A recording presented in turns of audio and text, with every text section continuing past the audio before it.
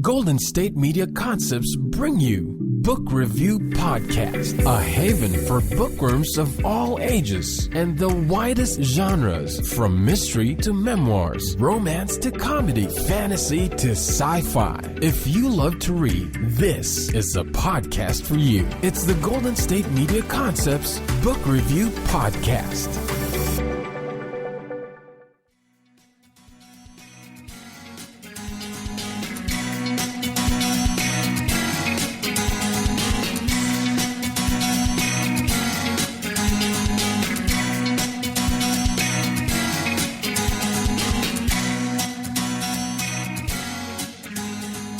Hello and welcome to the GSMC Book Review Podcast, brought to you by the GSMC Podcast Network. I am your host, Sarah, and it is Tuesday, so we have our first interview of the week, our first episode and interview of the week. This week I am interviewing Michelle Hazen, who is the author of, we're going to be talking about A Cruel Kind of Beautiful is the book that we're talking about most today, but she actually has a series. It is the Sex, Love, and Rock and Roll series. So this is it's book 1, but there's also a prequel, which is listed as point 5 in the series. That is called Filmy. And then the second book is also out. That came out just in the last month or so, and that is called Playing the Pauses.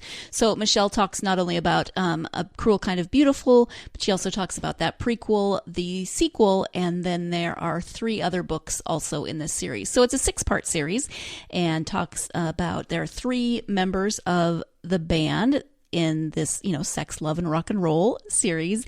So each member of the band gets a book, and then there are there's the prequel, and then there are a couple of novellas to round out that series. And she talks more about that. So A Cruel Kind of Beautiful, the one we're talking most about today, is, and the one that I have copies to give away, I should put that in there. So we do have copies of A Cruel Kind of Beautiful to give away.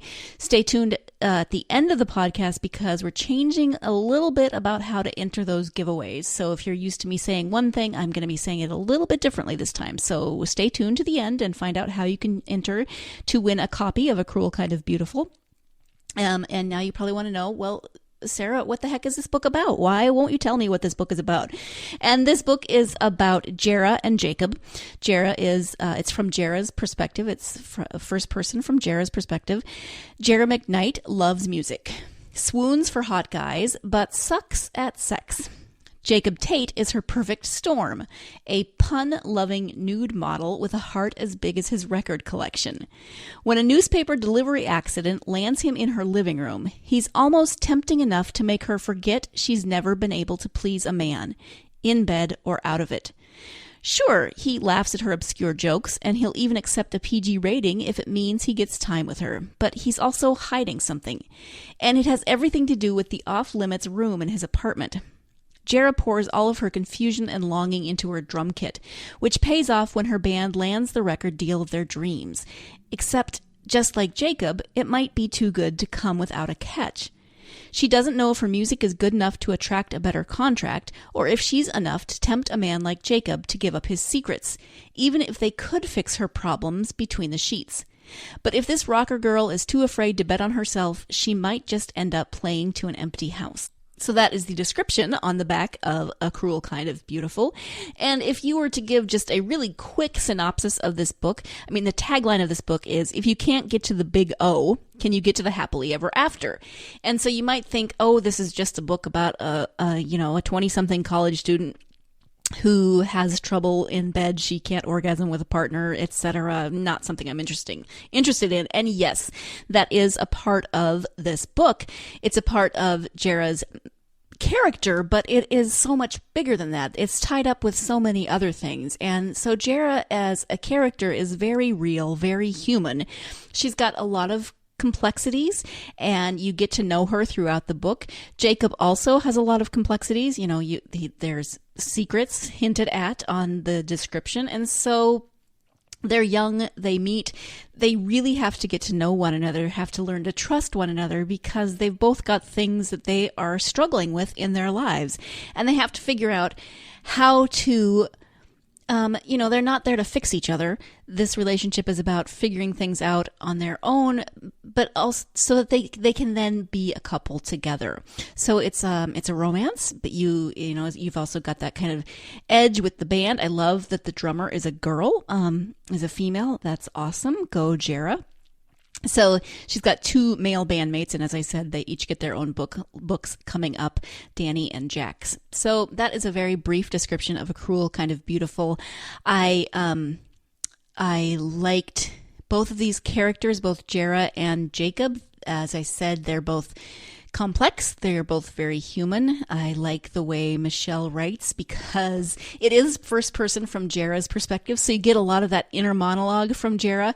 And she has some of that same kind of inner monologue that I have where you're kind of talking to yourself or, like, what the heck are you doing? What did you just do that for? Except that Michelle writes that much better than my inner monologue can ever actually say it. So I greatly appreciate Michelle's writing style. And I am looking forward to reading the rest of the series so that I can get to know the other members of the band a little bit better, but also keep learning more about where Jera and Jacob's relationship is going, because of course they'll still be at least secondary characters in those other books. And then she said that the novella that's coming out in September, it's kind of an epilogue. It's an epilogue that kind of wraps everything up. So you get to see what happens to all 3 of the couples after they're happily ever after. And as I say in the interview, I love epilogues. When I love a book, when I love characters, I don't want to leave them. And so if for books and characters that I love, you could give me an epilogue that outlined every detail of their lives until they died, and maybe every detail of the next few generations of their lives. I just want to know, are they okay? What's going on with them? So thanks, Michelle, for your epilogue. Really appreciate that. I'm going to stop talking now and let Michelle tell you more about her books and her writing style. So let's get right to that interview with Michelle Hazen. Hi, Michelle. Welcome to the podcast. Hi there. Thanks so much for having me. Thank you so much for joining me. We are here to talk about your book, A Cruel Kind of Beautiful. Before we do that, though, I would love for my listeners just to get to know you a little bit. So if you could tell us a little bit about your life, whatever you're comfortable sharing, that would be great. This is always a hard question to answer for me, but I think the thing that helps people understand me the fastest is to tell them that I'm nomadic. In college, I couldn't really seem to work enough to pay my bills and have enough time left over to do the things that I was passionate about. So instead of not paying my bills or stopping doing anything that I actually cared about, I moved into a tent for 4 years so that I didn't have to pay rent or utilities, and so I could work less and make more time for what I loved. Oh, wow. Did you go to college in a warm climate? That was after college. Oh, okay.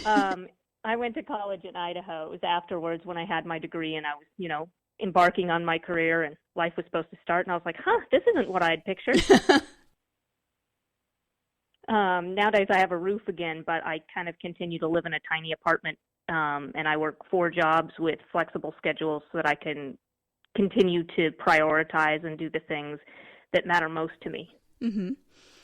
And you mentioned when we were emailing before that you had a cross-country trip planned. That went well, I hope? Yeah, we just got back from New Orleans. My husband and I did kind of a month-long writer's retreat down there. We both work from home, and so every now and again, it's nice. When you work from home, you spend like a lot of time in your apartment. Right. So sometimes it's nice to work from home somewhere else for a little while. Sure. Well, great. So tell us about the book, A Cruel Kind of Beautiful. A Cruel Kind of Beautiful follows a drummer named Jera. She's in college. And you asked about the inspiration for the story. I think instead of summarizing the story, it might actually be a little bit easier to talk about the inspiration behind it, to give people an idea about what it's about. But I really like writing love stories, but I get bored pretty quickly with things that have already been done before. I don't want to repeat what's already been done before, but when it comes to love stories, I mean, there's not too awful much that's new under the sun. Mm-hmm. People have been writing about that for a long time. So I was thinking about it, and the one thing that never happens in romance is bad sex. Very true. So yes. And I didn't want to write necessarily a guy that was bad at sex, because I think there's plenty of that in the real world. But I wrote about a girl who couldn't reach orgasm and kind of the ups and downs of her finding love and then kind of figuring out how to get to good sex from there. Mm-hmm. Also, I wanted to write about rock stars, but I didn't really want to write about ones that were almost already famous. I wanted to write about kind of like all the icky, soul-crushing stuff that happens as you're trying to claw your way to the top. Right. Right. So yeah, Jera is in a band, and they are all early 20s and still struggling to be recognized outside Portland, which is where this story takes place. Talk a little bit more about Jera. What about her as a main character do you think will resonate with readers? The thing I like about Jera is she's not airbrushed. She's somebody that you can picture yourself being because she goes through all those awkward little moments where you're like, oh my God, this never happens to other people. Mm-hmm. Yeah, she definitely has her issues. I mean, everyone does. I don't mean that in a negative way. So she's very human, which is great. I mean, it's kind of like you writing about the romance in terms of her inability. She has trouble reaching orgasm with a partner, and that's so human that you rarely see that portrayed. It's always maybe not perfect, but kind of leading up to that perfect moment with a couple. Yeah, and I mean, I think in romances it kind of assumes that if you have great chemistry with somebody and you care about them, that the first time you're together is going to be like this earth-shattering. There's going to be little diamonds around the edges of the picture, and everything's going to be amazing. But I think in real life, most people find that the first time with a new person, it's kind of like, it's a little bit awkward, and you're fumbling, and right. You're trying to figure out, what they like and what you like without totally asking and breaking the mood. Right. And in romance novels, they always seem to manage to climax together, perfectly timed. So, at the exact same moment. Yes, because it's really hard to write it any other way. Well, that's true. Right. Yeah, that one of the challenges I set for myself in the book was to show her struggle and to be honest about it. But I mean, I'm not writing a textbook. People are here for fun, and I wanted to see if I could write a sex scene where the woman doesn't manage to climax, but it's still really sexy and hot. Mm-hmm. And I think I pulled it off. It was pretty tough. There's a few scenes where it's like they're trying to get there, but it's still sexy, but it's not everything works perfectly. Right, exactly. And, we are talking about this a lot, but for people who are listening, this is a novel. It's a little over 300 pages. It's not all sex. I mean, that's a part of it, but it's not like every other scene is a sex scene. So if you're thinking that, stop thinking that. There's lots and lots of other things that happen in this book as well. Yeah, that is a good thing to clarify because the central, conflict is about sex. But yeah, they actually spend most of the book kind of becoming friends and getting to know each other because, she has no confidence in herself in bed because of her ex-boyfriends. And so she doesn't really want to go there again. She doesn't want to date. And so instead she ends up spending time with Jacob as a friend first. Mm-hmm. Yeah, exactly. Can you tell us a little bit about Jera's name? It's an acronym. So did you come up with the name first or the character first and then found the name?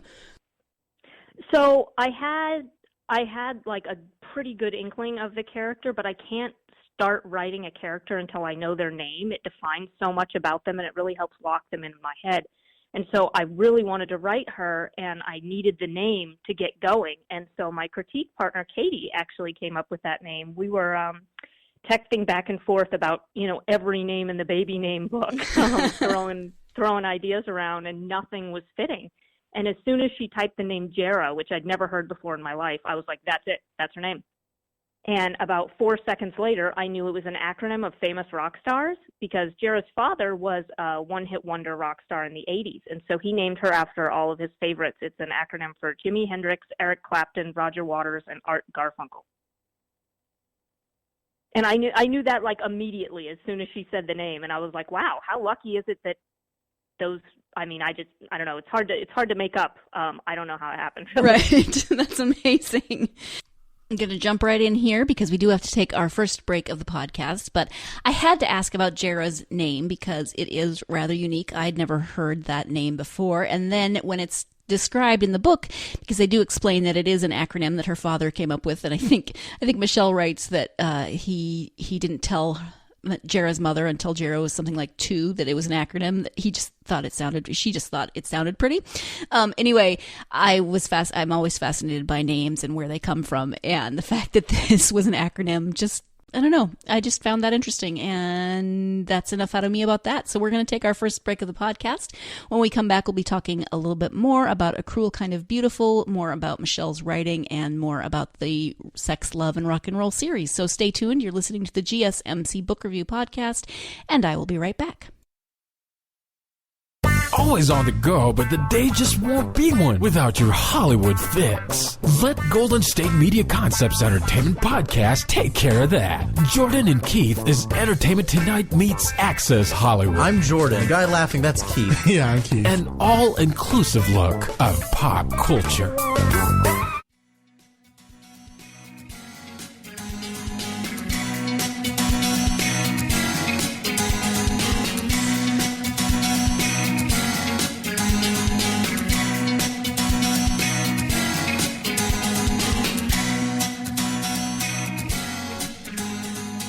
Welcome back to the GSMC Book Review Podcast. I am speaking today with Michelle Hazen, author of the Sex, Love, and Rock and Roll series, and we are talking mostly about her book, A Cruel Kind of Beautiful, but we're about to talk a little bit more about the rest of the books in the series, so let's get back to that interview.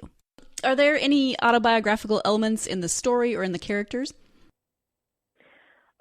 Not too much of this one. A lot of Jera's sense of humor is similar to mine, but not too much else in the story. Okay.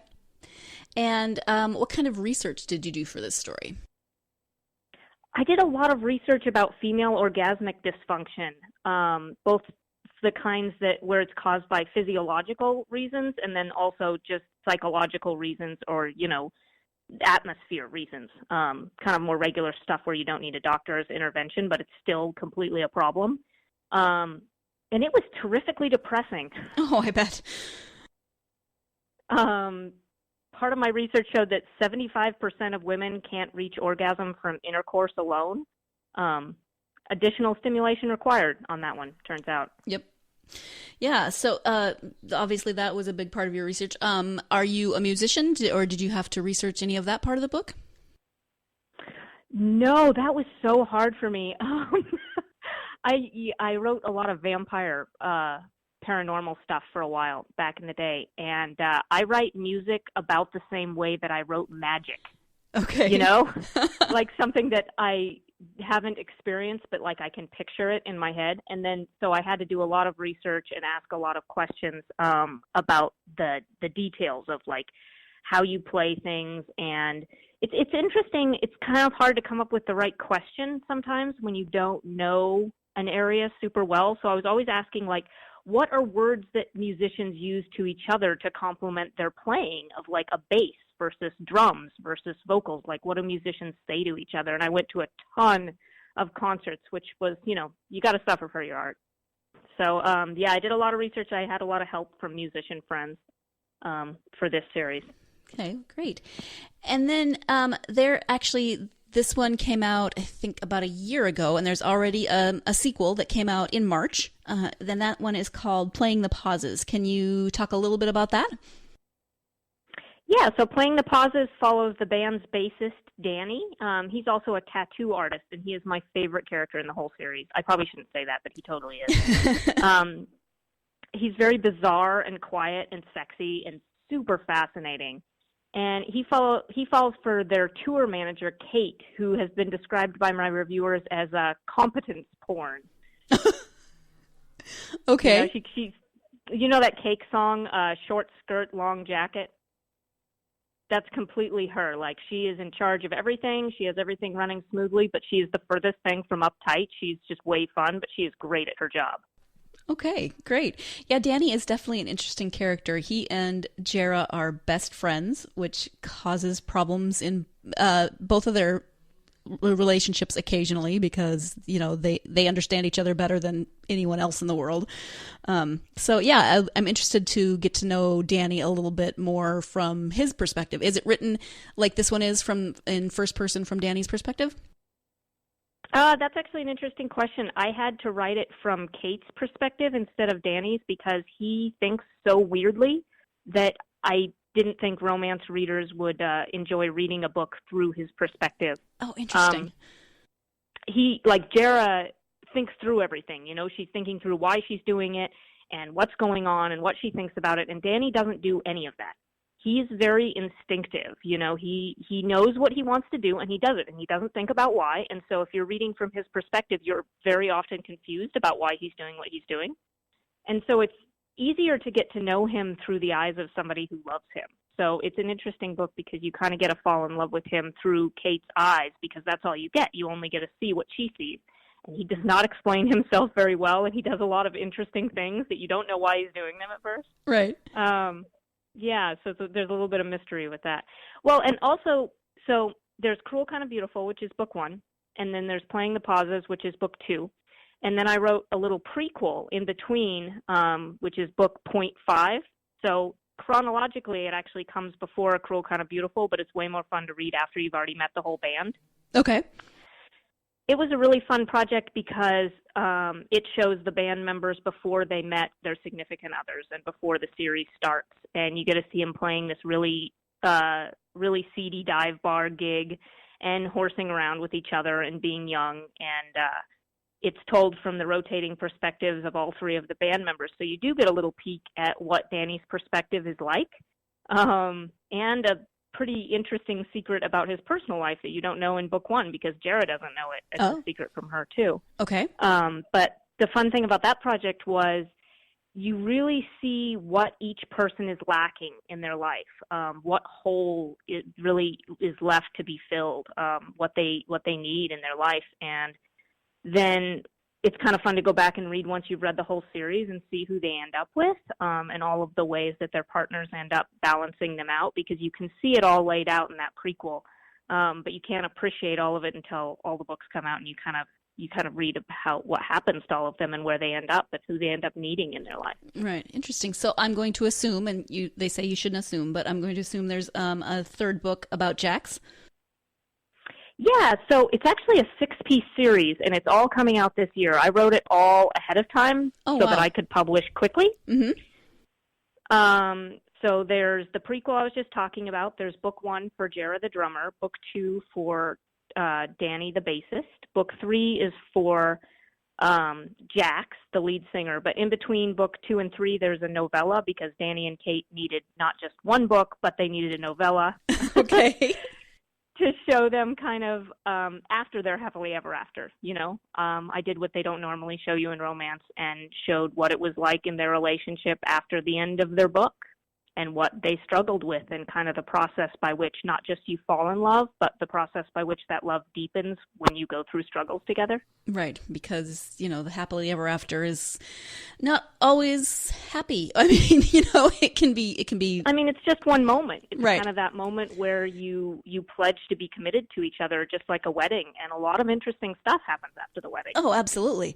Yeah, it's not all hearts and roses, and, you have to deal with socks on the floor and arguing about everything from money to silly things. So right, absolutely. And I mean, when you're talking about a band of rock stars that's getting progressively more famous as the series goes on, their lifestyle isn't normal. They're not home at 5 every night. It's a very different kind of life, and she's a tour manager, so she has a very different kind of life too. So anyway, Danny and Kate get a book and a novella, and then there's Jax, the lead singer, and he gets book 3. And then after that, I did a little Christmas story that kind of acts as an epilogue for the whole series. Mm-hmm. I would call it like a short novella, and it's just going to be released on ebook after the series is all over. But it's a fun little look at the whole band at Christmas and tying up all the loose ends of the series and seeing everybody, after it's all over. Great. And will that come out, I assume, around Christmas? A little bit before Christmas to keep up the publication schedule regular, but I think it's going to come out in September, and then I'll probably do another promotional push for it around Christmas time. Because I didn't want to make people wait, because it's such the epilogue for the whole series, and there's a couple questions not answered in the books that are answered in the epilogue. So I didn't want to wait too much longer after Jax's book for that one. Well, as a reader, I can say thank you for that, because I am always the kind of person who wants, 100 200, 300-page epilogue that just tells me what happens after the happily ever after. I want to know all the details. I know, me too. I'm a huge epilogue person, and I got started on this epilogue, and it kept getting longer and longer. And I was like, oh, goodness. That's awesome. I love that. So you have written all 6 of these already. They're ready to go out. What are you working on right now? So I'm actually writing a young adult book. It's my first one, and it's my first one that's not a central love story. There's a romantic subplot, but it's not primarily a romance. So it's new for me on a lot of levels, and it's been challenging in totally different ways than my other stuff, which has been fun. But it follows the teen actors in a dystopian TV show. Oh, interesting. Okay. And do you have a timeline for that, when it might come out? I don't yet. Okay. I don't yet. And do you have a working title? That is called Not Nothing. Not Nothing. Okay, thank you for that. When did you start writing? Is it something that you've always wanted to do? Did you come upon it later in life? How did that process work for you? I wrote a little bit when I was a kid. I would write mostly character lists of all the horses owned by characters. I just wanted to make up characters. I didn't even necessarily want to tell stories. I just wanted to make people up and also their horses. Okay. My mom has this little 1.5-page long story that I wrote when I was 9, and she put it in the safe after I wrote it and told everybody that would listen that I was going to be a famous author. And then, you know, I went to college for psychology, and the whole time she's telling everybody, like, my daughter is going to be a famous author. And then I went on to work in counseling, and then I moved to biology as a career. And the whole time she's like, my daughter is going to be a famous author. I have this story. It is in the safe. It is clear what the future holds. And so when I finally started writing books, she was like, I told you so. Your mom is psychic. Yeah, but I didn't actually write a whole book until after college. So that was 2005 was when I wrote my first book. I wrote 3, and it got a little tough in there because I was living in a tent. I didn't have electricity, so I wrote my second book entirely by hand, and I've never managed to transcribe the whole thing. Oh, wow. So that was a pain. And then I got really serious about writing in 2012 when I started writing fan fiction, because fan fiction reviewers are delightful. And, you know, suddenly I was posting my stuff online and everybody was telling me how much they enjoyed it and they wanted more. And I thought, maybe I could do this for real. Like, maybe this would be a thing that I could really do. And they really gave me the confidence to try, which is important because it's hard. Writing is a hard career. And if you're a regular listener to the podcast, you will know that Michelle is not the first person to say that writing is a hard or difficult or complicated career, which is probably why I am a podcaster and not an author. I get to read the books that they write, and I very much appreciate authors and the work that they put in. At any rate, we do have to take our second break of the podcast. I know I jumped right in there and kind of in the middle of a topic, but when we come back, we're going to be talking a little bit more about what kind of fanfic that Michelle wrote and a bunch of other things. So stay tuned. You're listening to the GSMC Book Review Podcast, and I will be right back. Tired of searching the vast jungle of podcasts? Now listen close and hear this out. There's a podcast network that covers just about everything that you've been searching. Hey! The Golden State Media Concepts Podcast Network is here. Nothing less than a podcast bliss with endless hours of podcast coverage. From news, sports, music, fashion, cooking, entertainment, fantasy, football, and so much more. So stop lurking around and go straight out to the Golden State Media Concepts Podcast Network. Guaranteed to fill that podcast itch. Whatever it may be. Visit us at www.gsmcpodcast.com. Follow us on Facebook and Twitter, and download us on iTunes, SoundCloud, and Google Play.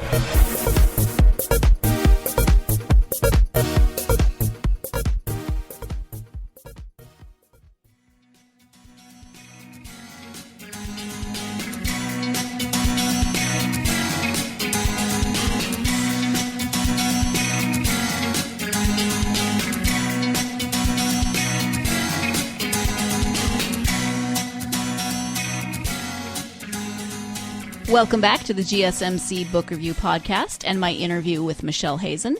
As I said before the break, I jumped in with the break. It kind of not an awkward time, but at maybe an abrupt time. So my question coming forward might sound a little bit abrupt, but if you remember, she had just said that she wrote fanfic, and so I now ask her about the fanfic. So but it's just going to jump right into that interview. I'm just warning you so you have an idea.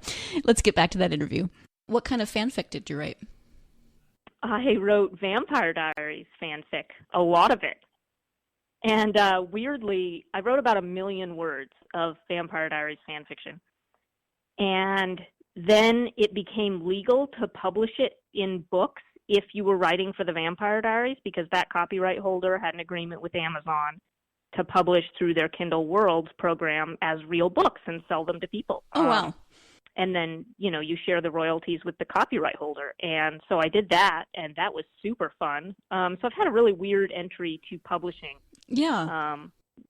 Most people don't know what Kindle Worlds are. A lot of people haven't heard of fan fiction, but I published 8 books of fan fiction before I ever got into the original publishing side of things. That's fascinating. Was your fanfic, so your fanfic was based on the Vampire Diaries, the books, rather than the television show?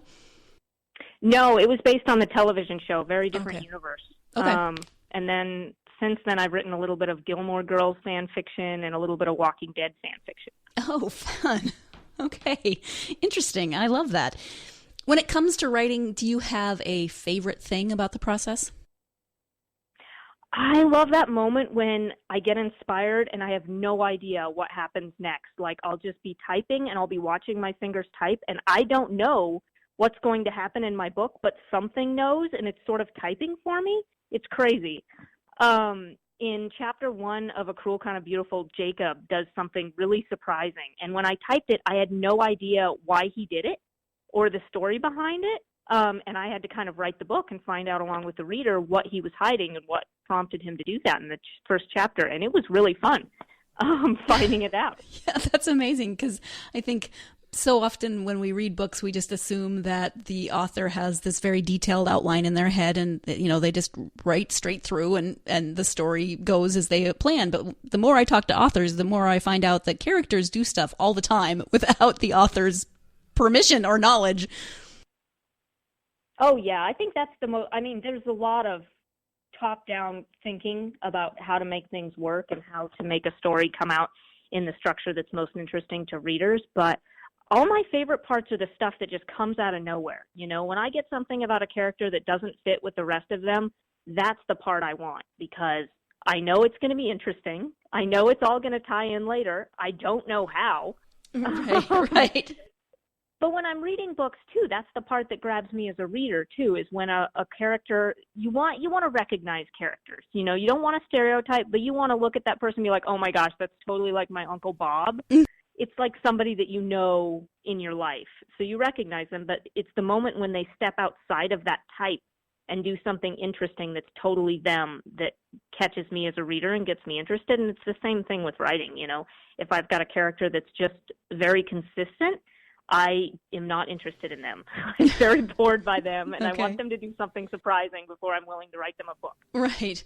I would imagine that your education in psychology and your work with counseling helps you probably to write characters. Do you do that consciously, or does that just kind of flow into your work? So I have a dual bachelor's in history and psychology, which, again, my mother is like, see, this is the perfect degree for a person who is going to be a writer. I kind of love your mother. I knew it all. I love my mother, too. She's so funny. When my first book came out, I have to sideline to tell you this story. It's so cute. But when my first book came out, she texted or emailed personally every person she has ever met to tell them to buy my book. Like, she didn't group email. She didn't, put it on Facebook. She went down her list of contacts and individually contacted every person she has ever met, including the midwife who delivered me. Wow. Yeah. I'm impressed that she still had the contact information for the midwife who delivered you. That's amazing. I know. Well, she's one of those people with a Christmas card list, Okay. Yeah. So is there a, sorry. So dual major, right. dual major. Yeah. The psychology and history. So psychology and history is sort of like how people work on an individual basis and then how they work on a group basis. Mm-hmm. you know, how they work in groups and the behavior that they demonstrate as groups. So it is a really well-rounded education for writing books, and I find myself drawing on history and drawing on psychology and drawing on everything that I learned from working with clients all those years. But I don't like sit down and try to make psychological profiles of them from my training.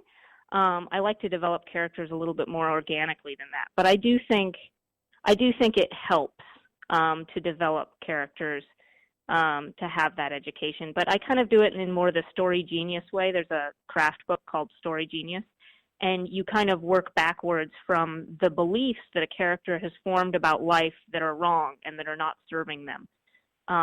You know, for instance, if you have a character with a lot of insecurity, it will get them to act in certain ways that aren't really in their best interest. And so you work backwards from these misbeliefs that they've developed about life through their experiences, and you set up a plot that's going to challenge them and make them change, and show them that, you know, they need to change their mind about who they are and about their world in order to have a better life. Mm-hmm. Okay, thank you for that. Do you have a least favorite part about writing? I should admit this in public. Revising. I sometimes have trouble fitting the traditional storytelling kind of structure and all the things that you're supposed to do in a book, to the ideas that feel true in my head, you know, because what's most important to me is that the story feels real and true, and that it feels like something that really happened.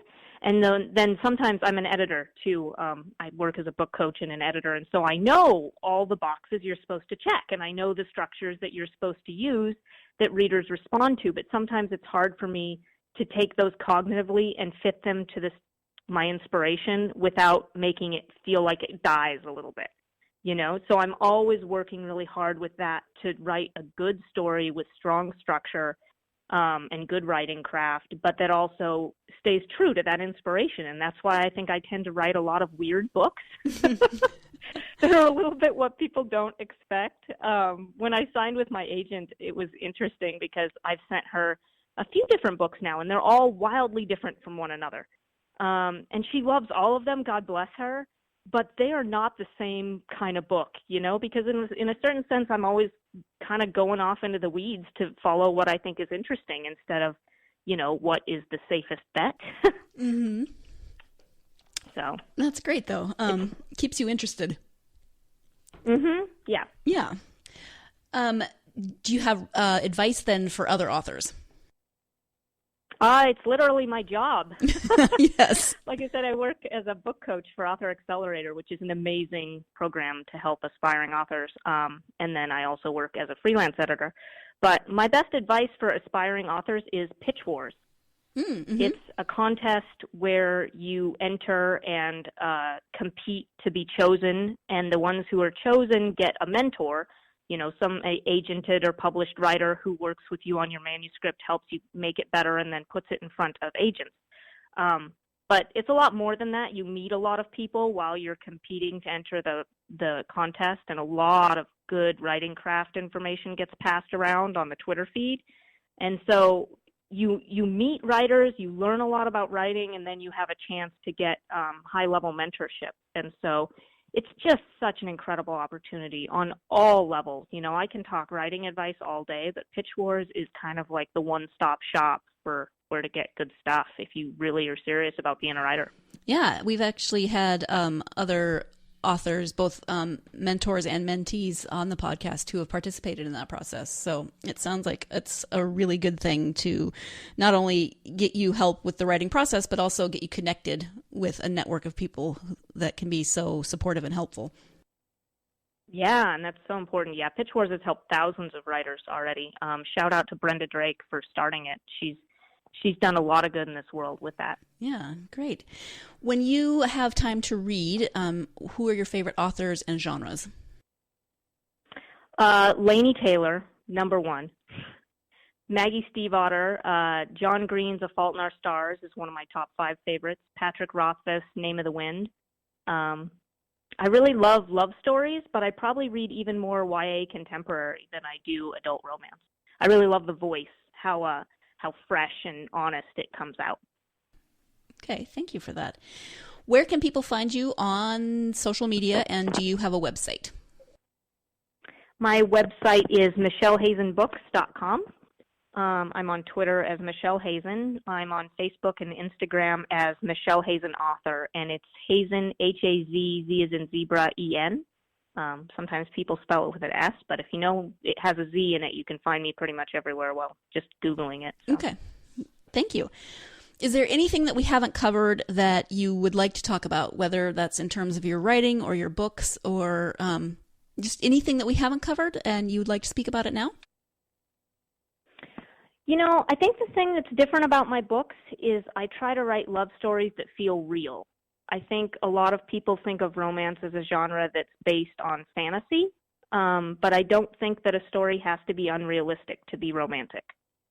I think it can be more involving to readers to see love work out in the context of lives as messy and complicated as the reader's own lives. Yeah, I agree. I think the romance novels I read in high school gave me a completely unrealistic view of what relationships would be like once I was in them. Mm-hmm. Nope. Right. So I could have used you in high school, and maybe I would have had a more realistic idea about the world. I want to thank you so much for taking the time out of your weekend to talk to me. I really appreciate it. The book is A Cruel Kind of Beautiful, and there are 5 other books in the series. So that is you're calling it the Sex, Love, and Rock and Roll series. Am I getting that right? Yep. Okay. So that is the series. Thank you so much, Michelle. I really appreciate it. Thanks so much. It was so fun talking to you. Thank you again to Michelle for taking the time out of her weekend to talk to me about her book, A Cruel Kind of Beautiful, as well as her series, the Sex, Love, and Rock and Roll series. If you are intrigued by this book, if you like romances that aren't maybe your typical or traditional kinds of romance, then you should definitely check out A Cruel Kind of Beautiful, and you should definitely enter to win a copy. So as I said at the beginning of the podcast, we are changing the way we do the entry process a little bit. So we had been doing different entries for different social media, so sharing, retweeting, or commenting, and that got to be a little complicated or maybe a little confusing. And so from some feedback I've gotten, I've decided to just go ahead and make that commenting across the board. So if you want to enter into this giveaway for A Cruel Kind of Beautiful by Michelle Hazen, you just need to go to our Facebook, Twitter, or Instagram pages, and those links are in the show description. Facebook, Twitter, or Instagram, and comment on episode 75, the post with episode 75 linked to it.